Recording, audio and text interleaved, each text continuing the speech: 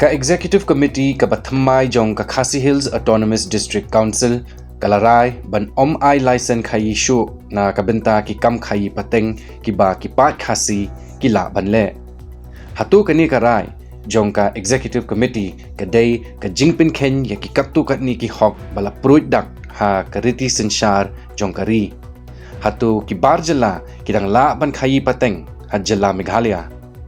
Peit ya ka jingiatai halor kitay kimat ha ka program Street Talk menta ka sngi ka khatway tarik uyayong ha ka por san baje janmiet tang ha ka DD Meghalaya bat ha ka YouTube channel ka jongi ka DD News Meghalaya.